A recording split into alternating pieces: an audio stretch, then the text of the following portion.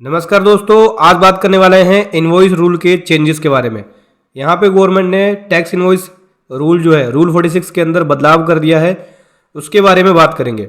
इससे पहले भी मैं अपने चैनल पे मैं बहुत सारी वीडियो लेके आ चुका हूँ और रिसेंटली गवर्नमेंट ने नोटिफिकेशन इशू किया है दिसंबर के अंदर। नोटिफिकेशन नंबर 26 के ऊपर भी बहुत सारी वीडियो आ चुकी हैं, जाके आप चैनल पर जरूर देखें। ये नोटिफिकेशन बहुत बड़ा है और बहुत ही मोस्ट इंपॉर्टेंट नोटिफिकेशन है। जो प्रैक्टिस कर रहे हैं या फिर जो बिजनेस कर रहे हैं उनके लिए भी बहुत जानना जरूरी है, क्योंकि चेंजेस कर दिया है गवर्नमेंट ने जीएसटी रूल के अंदर। आज की वीडियो में इनवॉइस रूल में जो चेंज हुआ है उसके बारे में समझेंगे। उससे पहले बताना चाहूंगा, जो भी भाई बंधु मेरे चैनल पे पहली बार है, इस वीडियो को पहली बार देख रहे हैं, जिन्होंने अभी तक सब्सक्राइब नहीं किया, सब्सक्राइब कर लीजिए, साथ ही साथ बेल आइकन पे भी क्लिक कर लीजिए ताकि इस तरह का कंटेंट आपको मिल सके। सो दोस्तों, बात करने वाला हूँ इस नोटिफिकेशन के बारे में, नोटिफिकेशन नंबर 26/2022 के बारे में, जो कि 26 दिसंबर को इशू किया गया है। यहाँ पे ऑलरेडी मैं इसके पहले पार्ट में डिस्कस कर चुका हूँ, जहां पे गवर्नमेंट ने जीएसटी रजिस्ट्रेशन से रिलेटेड पॉइंट को चेंज किया है और एक नया रूल इंसर्ट किया है, रूल 37A। ठीक है, जहां पे इनपुट एज क्रेडिट का रिवर्सल करना होगा आपको अगर सप्लायर ने अपनी 3B फाइल नहीं करी है, और रीक्लेम कैसे करना होगा उसके बारे में डिटेल में वीडियो बना चुका हूं, इस वीडियो को जाके देखें।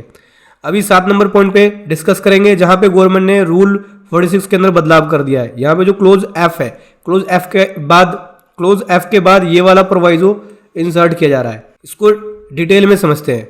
अब दोस्तों समझना, यहाँ पे गवर्नमेंट क्या कहना चाहती है। गवर्नमेंट कह रही है कि कोई भी अगर टैक्सेबल सर्विस सप्लाई की जाती है, किसके थ्रू?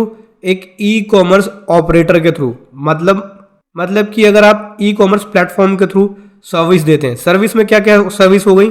प्रोफेशनल सर्विसेज हो गई, एजुकेशनल सर्विसेज हो गई, कोई भी सर्विस जो आप एक ई कॉमर्स ऑपरेटर के थ्रू देते हो। जैसे क्या है, अर्बन क्लैब के थ्रू कारपेंटर की सर्विसेज होती है, मैकेनिकल सर्विस होती है, इलेक्ट्रॉनिक्स की सर्विस देते हैं। अगर ये पर्सन जीएसटी में रजिस्टर्ड हैं तो उनकी सप्लाई ई कॉमर्स ऑपरेटर के थ्रू आ जाती है। या फिर अगर आप अन अकेडमी पे पढ़ाते हैं, एजुकेशनल सर्विस दे रहे हैं, या अलग अलग प्लेटफॉर्म है ई कॉमर्स ऑपरेटर का, वहां पे आप पढ़ा रहे हैं, तो ये जो सर्विस दे रहे हैं आप, ये इलेक्ट्रॉनिक कॉमर्स ऑपरेटर के थ्रू, मतलब जो उनका ऑनलाइन पोर्टल है उसके थ्रू आप अपनी सर्विस देते हैं। ठीक है, या फिर अगर आप सर्विस सप्लाई कर रहे हैं online information in database access और रिवर्टल सर्विस के प्लेटफॉर्म के थ्रू, किसको? एक रिसिपेंट को जो कि अनरजिस्टर्ड है। ठीक है, irrespective of value of such supply, मतलब जो सप्लाई की वैल्यू है उसको ध्यान में ना रखते हुए यहाँ पे एक टैक्स इनवॉइस इशू किया जाएगा रजिस्टर्ड पर्सन के द्वारा, जहां पे उस टैक्स इनवॉइस पे नेम, एड्रेस, ठीक है, पिन कोड, स्टेट का नेम, और वो जो एड्रेस दिया है रिसिपेंट के रिकॉर्ड में वो एड्रेस होना चाहिए। कुल मिला के सिंपल सी बात है। देखो, अगर सर्विस के सेक्टर के अंदर हैं आप जीएसटी में रजिस्टर्ड हैं और आप ऑनलाइन सर्विस देते हैं, चाहे वो डॉक्टर की सर्विस हो गई, एक एडवोकेट की सर्विस हो गई, एक चार्टर्ड अकाउंटेंट की सर्विस हो गई, एक एजुकेशनल सर्विस हो गई, टीचर की सर्विस हो गई, किसी भी सर्विस को दे रहे हैं आप, ठीक है, वहां पे सर्विस की कोई भी वैल्यू हो, चाहे 1 रुपये की वैल्यू हो, चाहे 10,000 की वैल्यू हो, अगर आपने सर्विस ऑनलाइन दी है ई कॉमर्स ऑपरेटर के थ्रू, या फिर खुद की अपनी एक वेबसाइट बना के दी है आपने सर्विस, या किसी भी थर्ड पार्टी वेबसाइट के थ्रू आपने सर्विस दी है, तो जो भी आपने सर्विस दी, अगर आपने वो सर्विस किसी अनरजिस्टर्ड पर्सन को दी है तो उस केस में आपको इनवॉइस इशू करना पड़ेगा। देखो, अगर एक यूट्यूबर भी अपनी सर्विस गूगल को देता है, जो वीडियो बना के वो अपलोड करता है, कंटेंट बना के अपलोड कर रहा है, गूगल को देता है, तो गूगल भी यहाँ पे दूसरी कंट्री में है तो वो एक अनरजिस्टर्ड पर्सन के रूप में मानी जाएगी।